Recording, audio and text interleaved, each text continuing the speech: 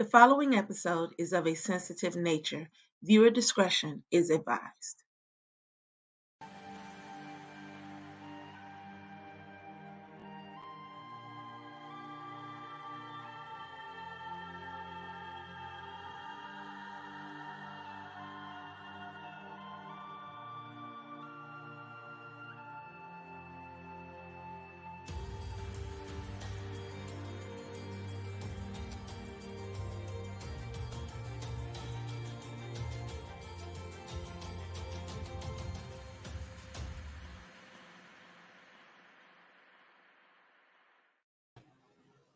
Hello, everyone. Welcome to Genealogy Adventures. I'm Brian Sheffy. And I'm Donya Williams. How are you today? I'm ready for this show. I'm ready. You are so ready for this show. Actually, you are so ready. You should probably have that disclaimer and show it again, probably in about 15 minutes for people who are joining us late. I'm just keeping it real. I'm just keeping it 100. But other than that, thank you everyone for joining us on the show today and spending the next hour with us. However you tune in. We have what's going to probably promise to be a very lively conversation today. And as always, Donnie and I really both hope that you're going to share your thoughts and ask your questions and share your opinions. And we will be reading the most relevant and the best questions and opinions live on air.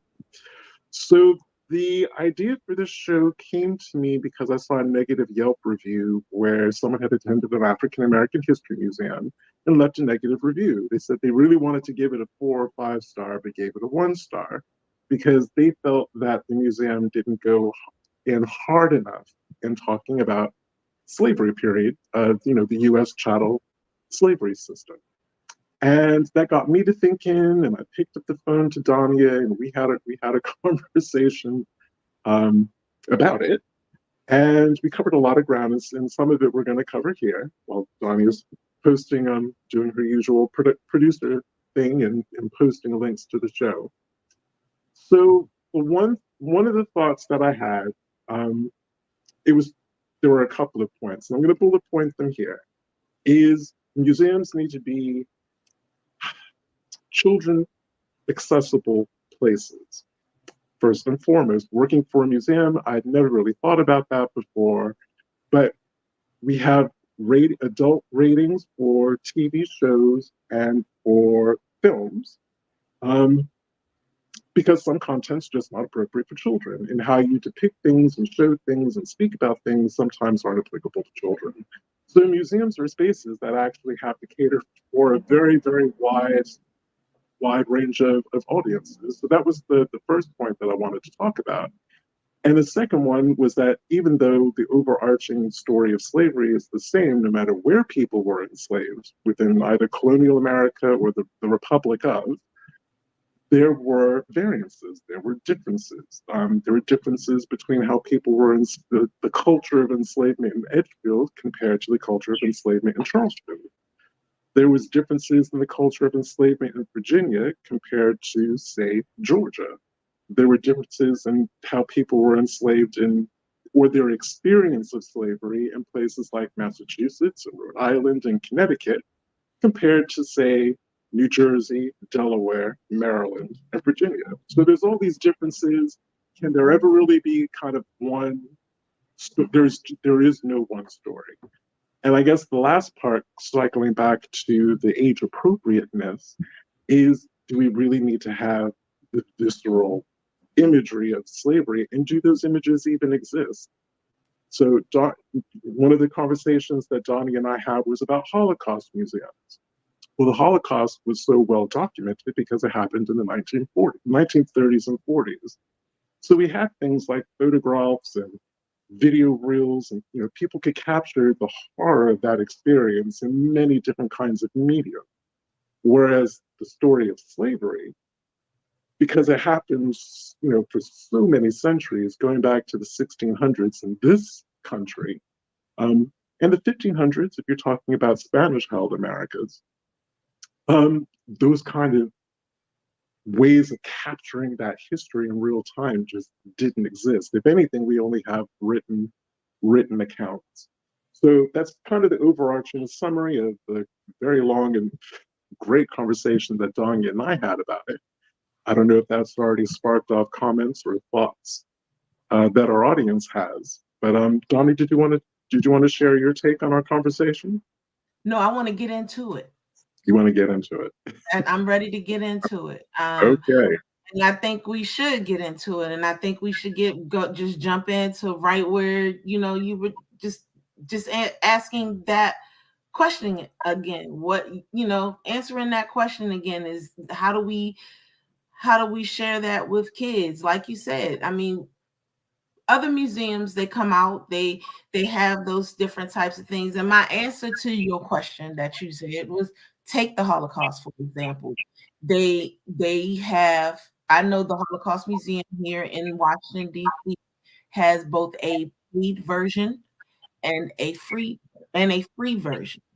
The free version,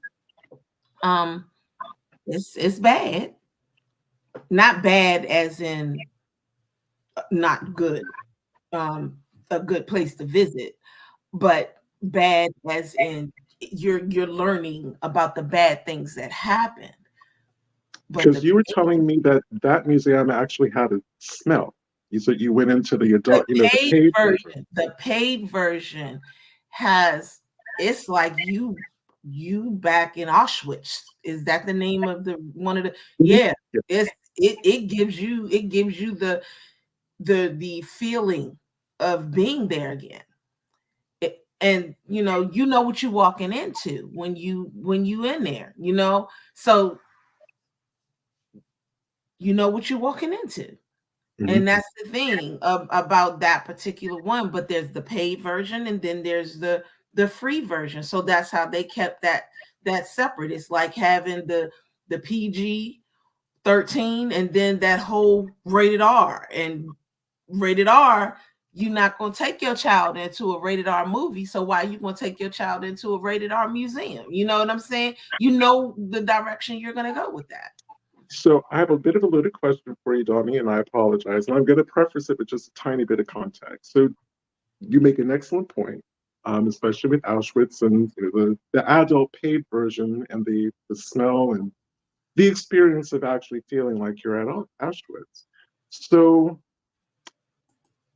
I'm going to ask the question and then provide the context. Do you think that it's easier for American museums to do that because the horror of that didn't happen here? That's the question. The preface is there are only versions of concentration camps, of work camps, of labor camps are plantations in places where people were enslaved. These are places that people get married on.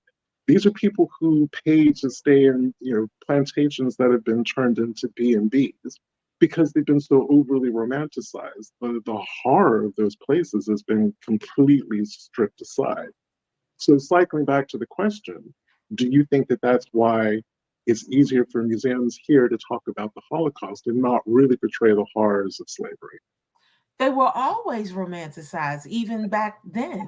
I mean, let's think about it. These were places, plantations were always beautiful. They were beautiful because we took care of it. It was always a pretty place to be because we took care of it. People lived there anyway. Nobody ever lived in a concentration camp. They didn't live there to live there, not purposely driven, not purposely done. And this wasn't a plantation, was a place. It's two separate things. And let's go into what we actually discussed when we talked about this whole thing before. You asked the question about the history of America. First and foremost, America is not even ready to take on this whole story of slavery. They're not ready to accept what's going on when it comes to slavery. And there are reasons for that. First and foremost, they don't teach all of our history. One of the things that I said to you when we talk about the Emancipation Proclamation, y'all chime in and y'all let me know if I'm wrong. But I think when I was in school, all we knew was that Lincoln freed the slaves And that was the Emancipation Proclamation. Didn't really go deep into the date of it, but 1863 was the date of the Emancipation Proclamation, when in actuality, that didn't kick in for real until December 6, 1865. That's the original date of freedom for African Americans or Africans during that time. That's when it actually happened. Our children don't know that date. They're still not taught that date. Or they're also, the conversation that we also had about free people of color is Americans don't realize or understand that free people of color were not citizens of this country until the 14th Amendment. They couldn't vote. So Exactly. even if you were a descendant of free people of color going all the way back to those Virginia Africans who bought themselves out of servitude, who were here in 1619, you paid your taxes, you couldn't vote. And I will always stress, we apparently fought a revolution over that. Taxation without representation, but it was okay for a whole group of men, Black men, mulatto men, men of mixed ancestry, to not be able to vote because they had African blood and were not citizens until the 14th Amendment. And there's so many people who don't know that. Right. Right.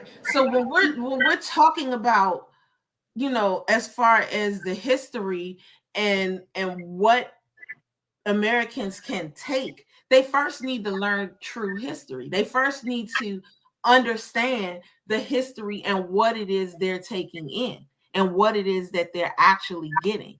So we can't even begin to discuss American history and American slavery if we're gonna, if we're not even telling the truth about history as a whole in the first place.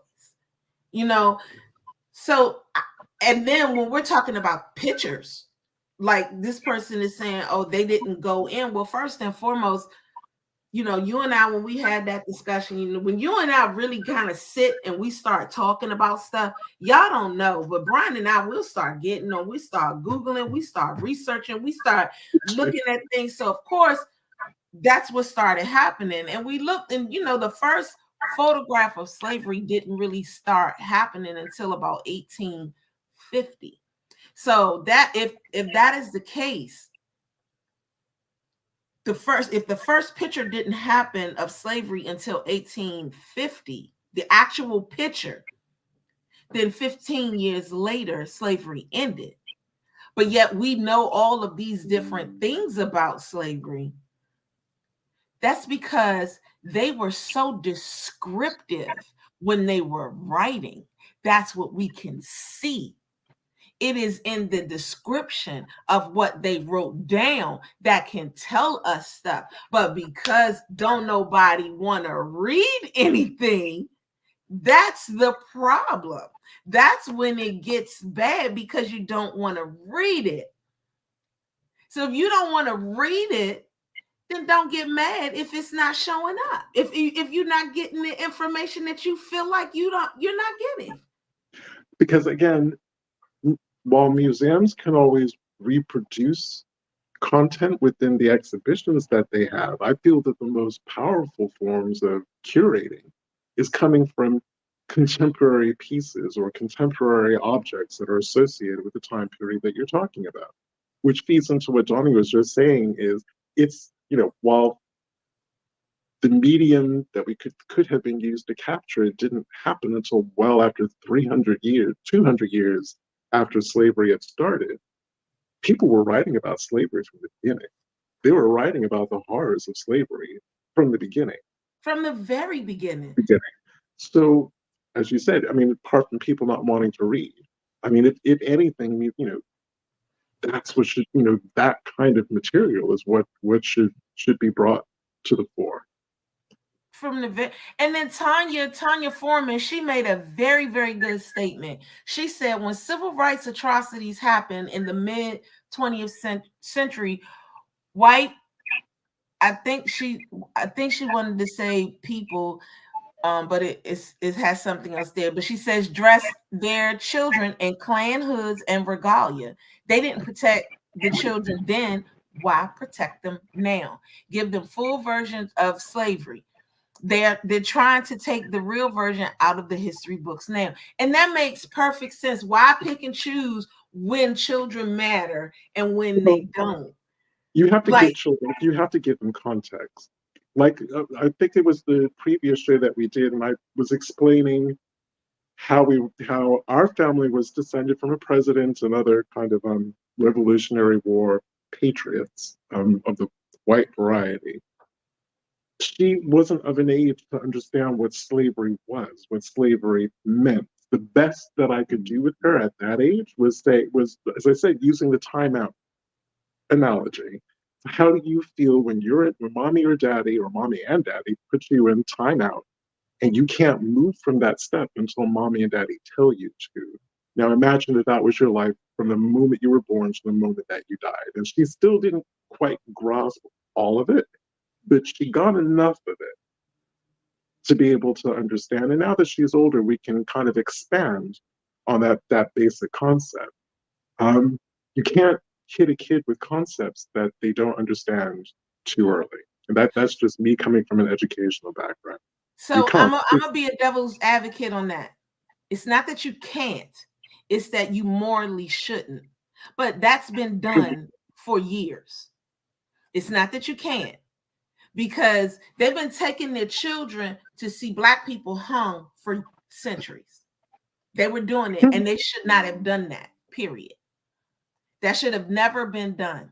But they used to take their babies out there. There's no way you're never going to make me believe that those children understood seeing someone being hung and eyes bulging and mouth foaming, and then them shooting them and taking a piece of their ear home, or a piece of something, a piece of their body home, and them understanding that then and them not understanding that now. I'm sorry. You're not gonna tell me that they can get it now but couldn't get it then. Nope. Not gonna be able to understand that. So What age are we talking? What age are we talking about here? Same ages that we're talking about now. They were doing that. We can pull up a picture, we could pull up a public picture right now and see children standing in those photos. Young kids, as young as 6, standing in those photos and seeing those photos of Black men hanging. They didn't take them home before they shot them and took a piece of their body home as a souvenir. They didn't do that. They didn't say, "Oh, okay, baby, you can't watch this part." You can watch them being hung and watch them lose their fluids and watch them, all these other things before this happens. But now you can't watch me use them as you can't watch me use them as target practice. That's just too gross. No, they didn't do that. And that's and in for me, in their defense, that is actually what I use for people, for Caucasians. That's a horror for them. That's what I use. I was going to bring that out in our conversation because I know you've said that many times, and you've actually been challenged on our show about that. Exactly, to say that I have. not all white kids were traumatized, because some of them just thought that that's just how the world worked. But as you have said in previous shows, that's their form of trauma from slavery. Exactly. That is literally their form of trauma. And since you use the word slavery, this is also one of the reasons why, because the date of the Emancipation Proclamation is not really taught properly in school. This is why you have some people that will come out their mouth and say, "Oh yeah, my grandfather was born enslaved, was born a slave," and then they say he was born in 1910. No, he wasn't. because slavery ended in 1865. But you think he was, no, he was, what it was is that he was born during the Jim Crow era, and now he was being it was a totally different type of era that was being redone and retreated like slavery because it's not being taught properly. So that's what this is. It's more so it's not being taught properly. And so now we're being this is where the issue and it's all and what's going on and why people are saying, oh, slavery is, they're not showing it the way it should be shown or taught the way it should be shown. When in actuality, most of these African American museums are teaching it right the way it should be taught, and they don't realize it. And that's the biggest problem, because the museum here, the African American Museum here, when it first opened up, it had a review similar to that. It did. That's right. Yep. It did. Yep. It did. I guess I'm just the kind of person that doesn't need to see the raw visceralness of it because I just get it. I guess having researched enslaved ancestors for so long and then reading accounts of massacres, which are always called riots, but let's keep it real, they were massacres that happened during Reconstruction, after Reconstruction, voter registration riots, whether they happened in North Carolina, South Carolina, the black towns that had been set up that had been burnt. So I get it. I don't need to see the rawness of it. So for my museum, there's a space that's out towards the wharf, and it's a water feature. And when the tide is out, you can clearly see the representations of black bodies, beautifully done. And when the tide comes in, the water covers them. You can still see them, but the water covers them. And that's partially to represent, and that's Gadsden's Wharf. That is the historic area where Gadsden's Wharf was, where the slave ships came in the 1800s and unloaded captured Africans. So to me, that's powerful. I get goosebumps every time I have to walk through that area. I get goosebumps because I can feel the power of it. Also, within the museum, there's a wall where they found the names and ages of enslaved Africans who were sold in Charleston off the ships. And they're African names. These are not anglicized names. They're not Europeanized names. These are African names with ages, an entire huge wall covered with them. And you stand in front of that and when you see a little girl who's 3, a little girl called Auburn who's like 3 years old, if that's not enough to hit you, I don't know what would. I don't. To the point, I don't think I've ever told you this, Donya. In the Charleston Museum, there are 3 quiet rooms. There are small rooms with a bench. People can close the door and they can reflect and have their thoughts. And there are boxes of tissues in there, and they get used. I'm sure there's an area. So I can say in the Smithsonian here, in the African American Museum here, a lot of people don't realize, like, when you look at that museum, it looks like it's only 4 floors, when in actuality it's 6 or 7. Yeah. It's 7 because it's 3 floors down that people don't know about. And the 3 floors down is the slavery part. And that's where, there's that. So by the time you come up to the equal level, there's a reflection area. That's the reflection area that you got to go in and you need to sit and you need to just be like, you know what? Let me get my mind right because that's what you need to do. And no, you need those areas. You really, really do need those areas. So I think what people need to understand when they leave those 1-star Yelps, I think they need to understand that they actually are getting the full month. They're getting the full blow of what it is they need to get, but they don't realize that they're getting it, but they actually are.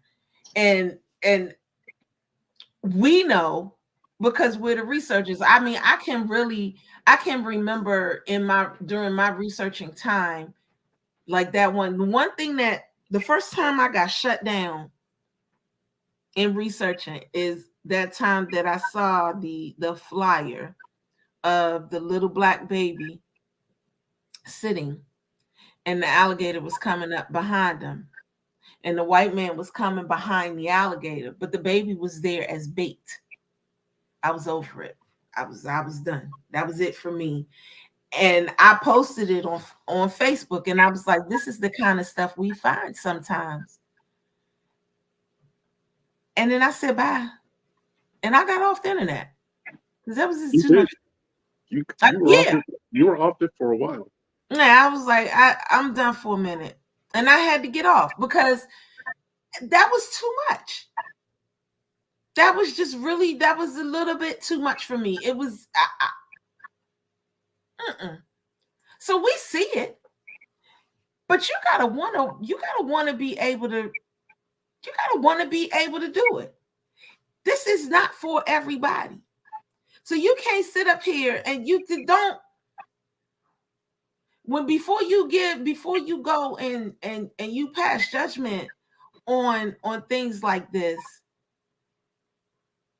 you gotta want to read and really know what's happening and what's going on with it. You know, you gotta want to accept it. You have white researchers that don't want to accept the fact that they have Black family members. You have that. And then when they find it, they're like, yeah, nah, you ain't supposed to be in my family. Mm-hmm. Or even more fundamental than that, they have records, deeds, whatever, things that are not in the public domain that they hold on to, that they don't want to make public. Yeah. I'm dealing with a family like that right now with that University of Virginia Descendants project that I'm working on. They have the source material that I need to be able to complete the project. Yeah. And they won't release it. They refuse to release it. Yeah.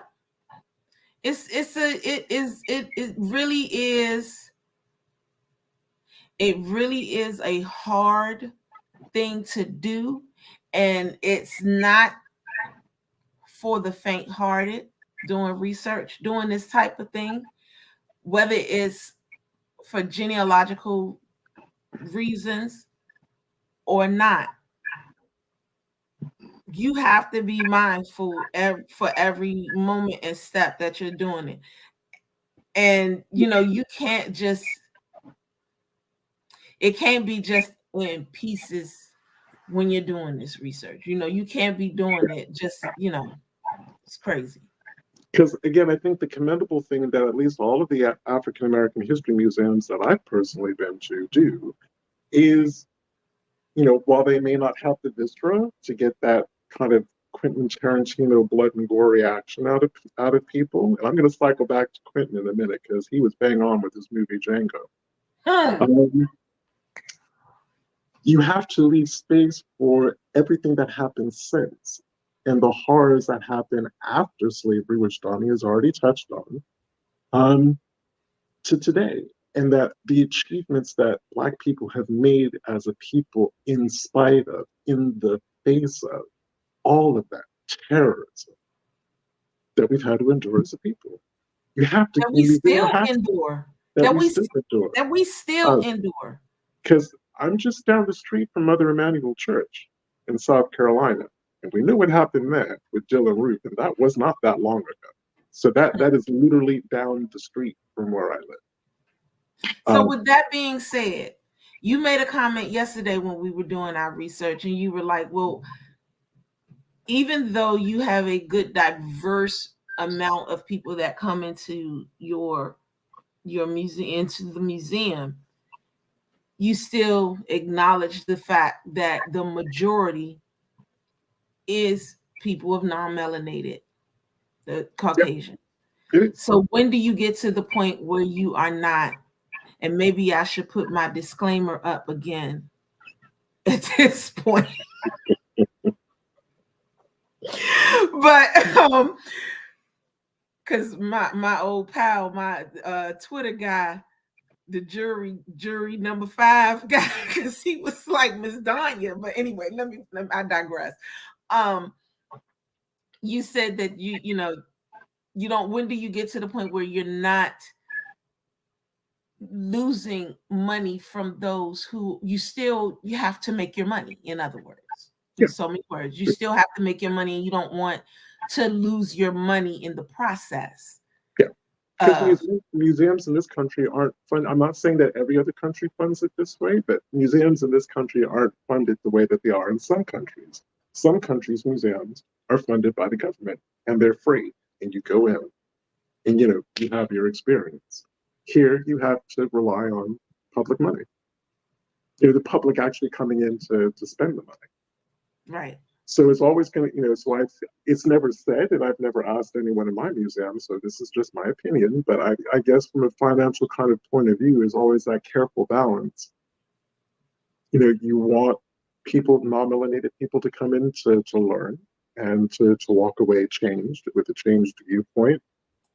Hopefully with the commitment that they and their children won't do what the forefathers did.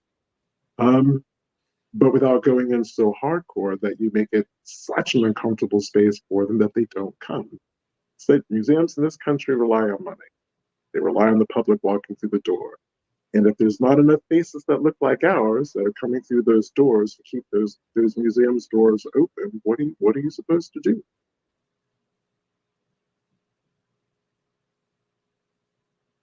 It is that fine balancing act. So going into the conversation that you and I had yesterday, and how we discussed that, and you asked me the question, and when you asked that question, it was the same time that my little how Facebook memories pop up and everything. It was the same time that my memory popped up with the This Is Us episode after George Floyd was murdered. And she contacted her brother. She said, I've been trying to contact you. I was so worried about you. How are you and the kids and your wife doing and everything? And he was like, why are you contacting me now? And, basically he was like, Black people get killed every day. Why him? Why are you choosing today? Why are you choosing this one? What is it about this one? And then as they were talking and as they were going and everything, he was telling her, he was like, I hate that you're crying, but in the same instance, I don't have nothing. I can't console you, because if I console you, what about me? What about me? Because then I'm not going to be able to console myself. So for the first time, I have to stand back. I have to step back, and I just want to go home, and I just want to be with my wife and my children. So with all of that being said, I'm not consoling nobody. If you walk into a museum that is dedicated to the horrors of my families and what they are going through, and if you really think that, or looking for me to console you because you are so sorry that they have gone through what they've gone through, I'm sorry too. And I need you to console me this time. Don't look for it coming from me, because I'm not. It's not going to be me. So, but there was a comment that I wanted to add, that was put up here by Joyce, and I started it. And she said she's had an encounter with a white person that has a picture of her aunt on Ancestry, and said that it wasn't her aunt. And I need to ask, how did you deal with that? Because I will admit, I put my aunts and uncles and my mother and my grandparents when I first did my very first tree. So my family is definitely there. They are out there, but I have since take mine down. But because that was out there that first time, they're there. And so now everybody in the world got my aunts, my uncles, my grandmama, my great grandparents, my granddaddy. But I wish somebody would tell me that that's not my family. Now I have had somebody tell me that my grandmama's mama ain't her mama, but that's funny, and that's all I can really do is laugh at it. But how do you handle, you know, that's next week's show. How about that? That's next week's show. That doesn't, but that was Yeah. interesting. I just thought that was interesting. Well, when and if Joyce responds to that question, now, one thing that I will say that I very rarely see in African American history museums, and especially going back to that slavery period, is we get we see the depictions of plantations or farms, the rural places where our ancestors were enslaved. And I get pushback when I describe those places as labor camps, work camps, to an extent, concentration camps. But here's one for you. Our people weren't always enslaved on land doing agricultural type work or even fishing work or sailing. There were those who were enslaved in mines, and those were the worst. And that's why I wanted to say whoever did the research for Tarantino's Django did their homework. Because if you were a slave and you were sold away to work in a mine, that was your death sentence. Because on average, they lasted 2 to 3 years, and that was it. They were literally worked to death, hundreds of them. So that was saltpeter mines, lead mines, gold mines. If it was a mine, it was hell on earth for them. And that was literally a death sentence.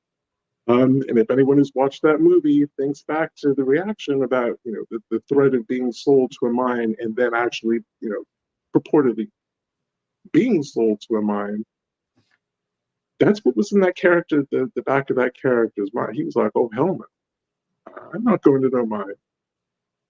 So again, and then the flip side of that would be what they called pleasure houses, basically houses of prostitution. You can't tell me that the enslaved women that worked in those places had a long life or a long lifespan.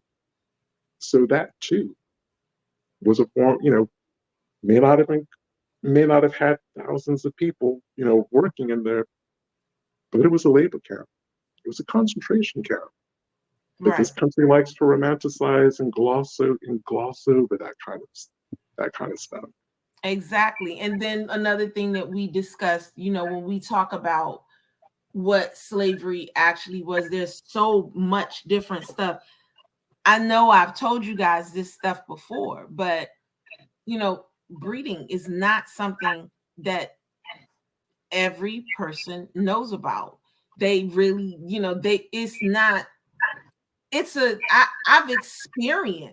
I've actually experienced someone not knowing about breeding. As an Uber driver, they ask you those questions. They ask you, what else do you do? And at that time, with me researching, I'm like, oh, I do family history research. Really? Have you found anything interesting? Well, yes. I'm not going to go deep into it unless you ask me, because not everyone is interested in family history. Well, what have you found? Oh, I found an enslaved great-great-grandmother. Really? Oh my God. Are you serious? Yeah, I have. Really? That's crazy. I can't believe that. Was it really, wow.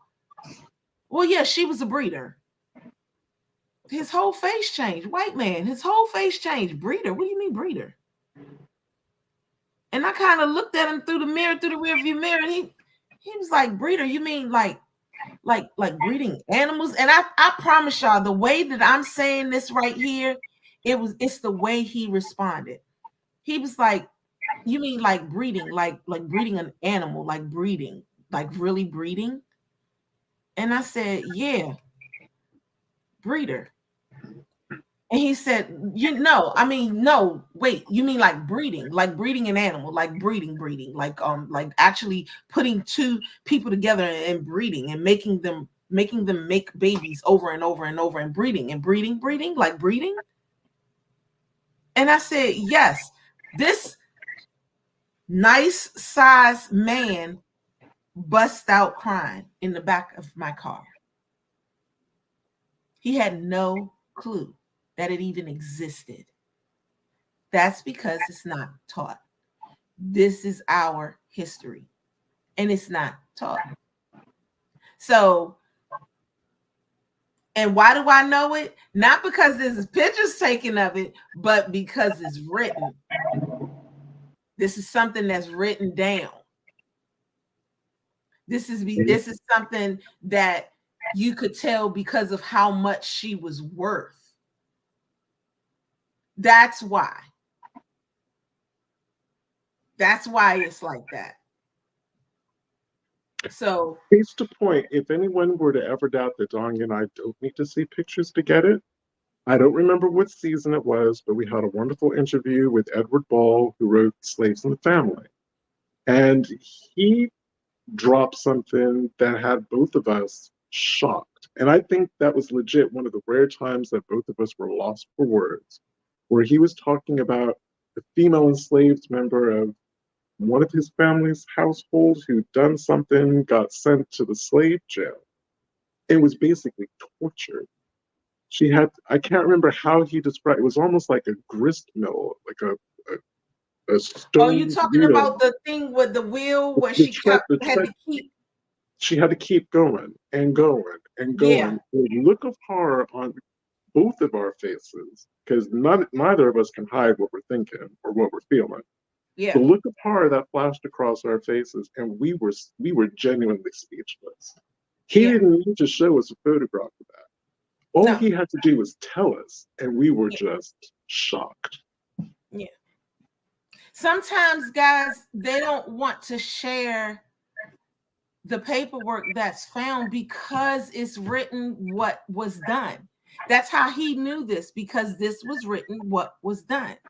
So that paperwork they don't want to share that paperwork because it's there. Now, I'm gonna tell you right now, it's okay.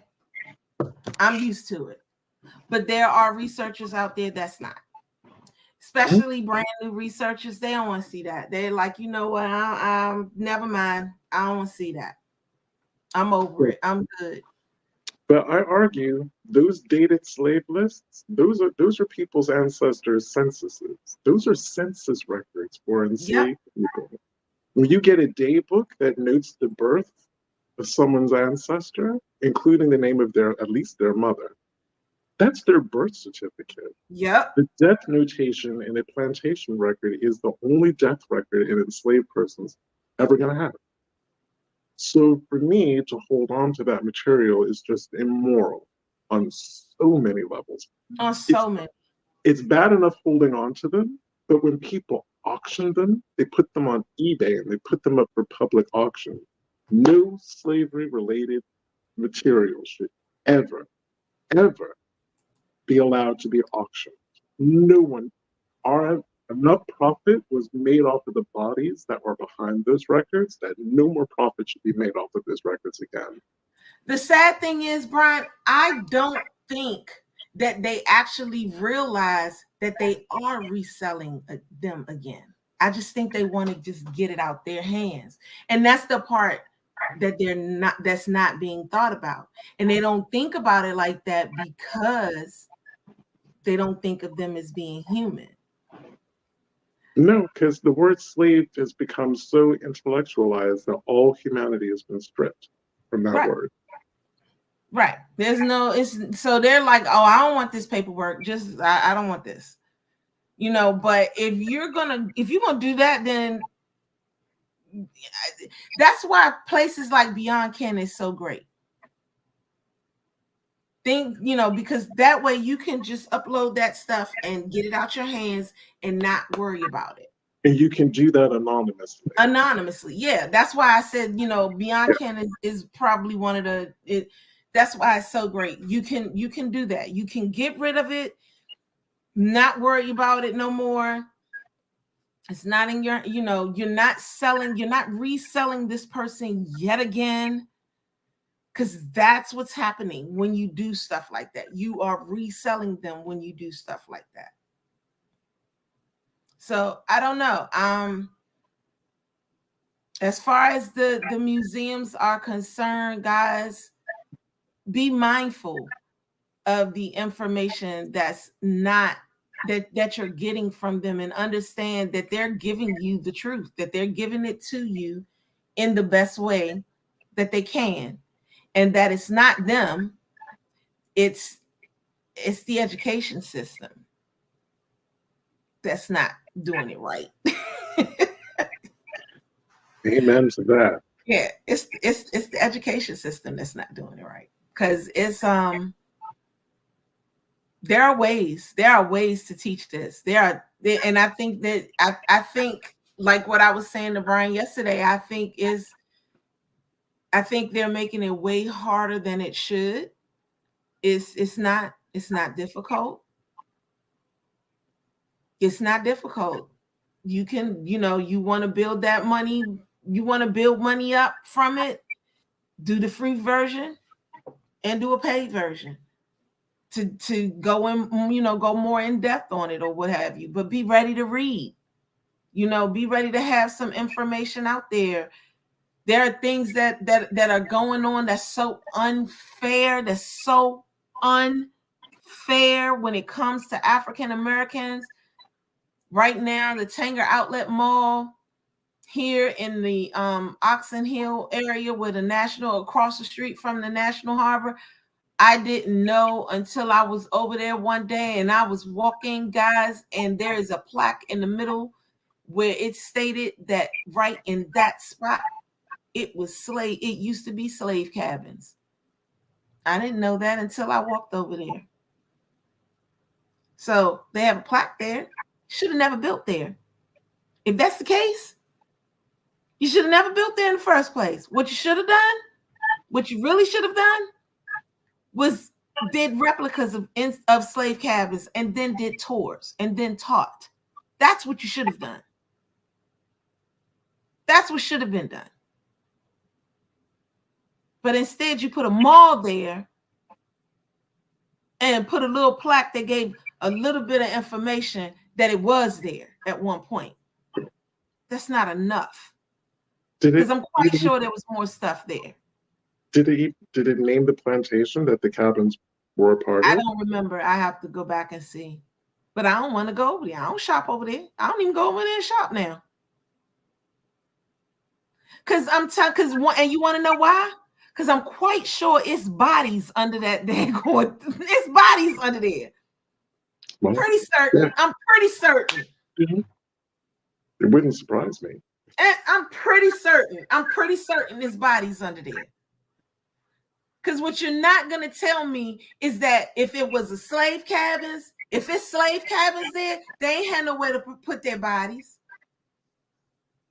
I'm quite certain that somebody was buried there. Somebody was buried. So no, I don't even go over there and shop. I hope they haunt it. That's me. Yup, I said it. Should I have put my disclaimer up before I said that, Brian? Probably. Oh. Sorry. My bad. Mm-hmm. You said probably. But yeah, it's a lot, and it's a lot.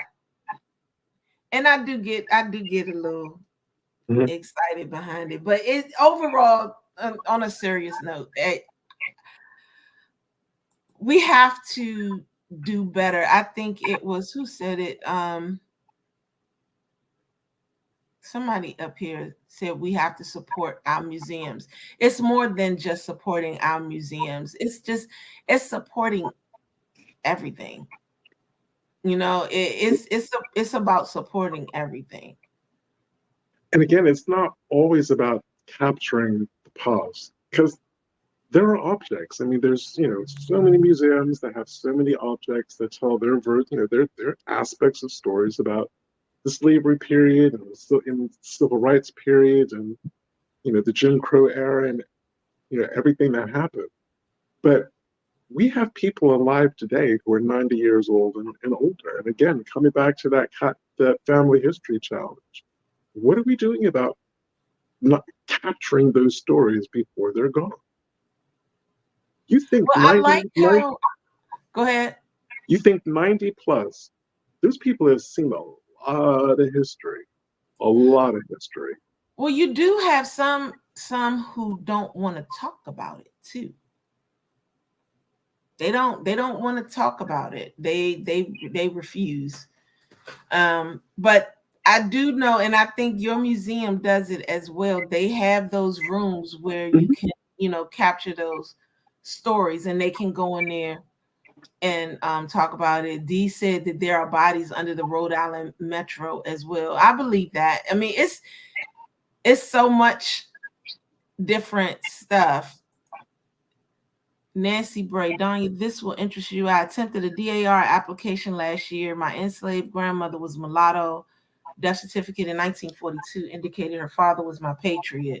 The historian of the chapter I was applying said that wasn't true, and there could have been others who had the same name. The information of the death certificate was completed by her daughter. Needless to say, my application is still pending. Hope you get through, boo. Joyce said, I hope they skip. Well, I love y'all. But yeah, it's just, I don't know. We just need to support. We need to support. We need to But getting back to the capturing the stories part, as part of a living archive, building an archive from living people and their stories. I guess I've had the reverse in the museum, because older people are like, oh, you don't want to know my story. I've just come from one of the little islands from around Charleston and never really done anything. And I'm like, sir, you are 102 years old. Can you appreciate what you've lived through for 102 years? It's like, we don't, the museum isn't all about capturing stories about the great and the good and people who did monumental things. I'm like, just think about the history that you personally lived through and experienced. It's like, you can't even talk about what it meant to you to see the first ever African-American president, because I'm sure when you were a little boy, growing up on, one of the islands in Charleston County, South Carolina, your million years of thinking could have ever foreseen that you would have a Black president. Right. Jennifer Halsey said the remains of 40 souls that were buried at the Addison Family Cemetery, located on the MGM Resort property at National Harbor, were dug up and reinterred on the grounds of St. John's Episcopal Church, about 2 miles south of the National Harbor. Well, that's awesome to hear. And then this was actually a good one too. She says she's been researching the White family and recently found built-ins on the family. Sometimes I find wills. One particular will I was researching, it typed out, so I didn't have to transcribe. They deliberately left out the enslaved names. If my family, they put 3 dots indicating that they left out information. It was very disappointing, but Ancestry had the full version. Thank you, Ancestry, for doing what you're supposed to do.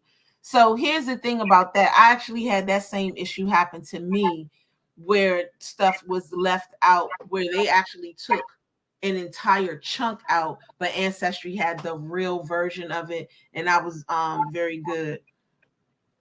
Mm-hmm. I was very glad about that. And also, people, don't forget, Family Search also has those documents and a whole lot more, like estate inventories and deeds and all that kind of stuff. Right. And then Aubrey Warwick asks, where's Ancestry getting their information? And they get their information from places like the Mormon Church and other. Mm-hmm. They get them from archives. Yeah, they get them from the archives and things like that. Yeah. And so, yeah.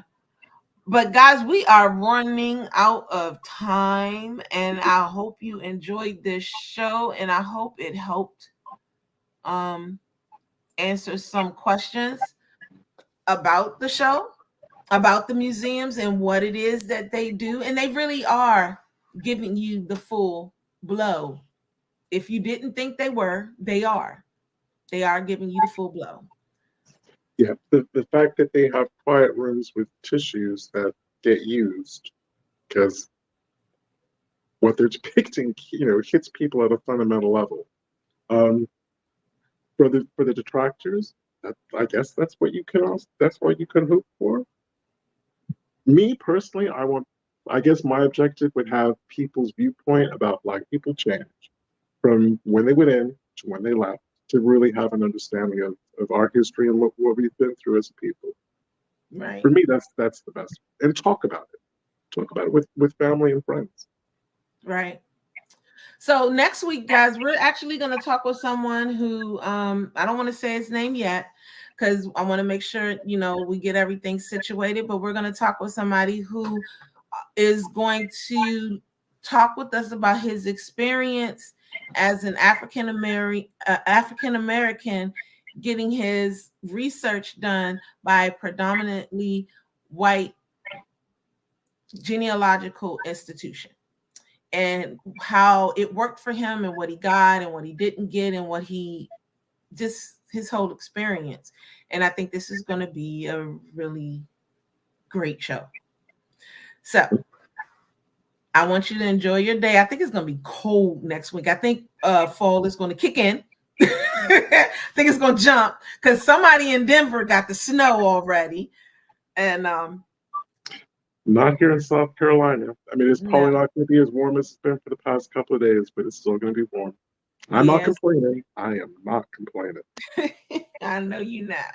So as always, thank you everyone who has joined us for the last hour. You will see us here again next 4 p.m. Eastern Standard Time. Tune in all your usual places. So until then, I'm Brian Sheffy.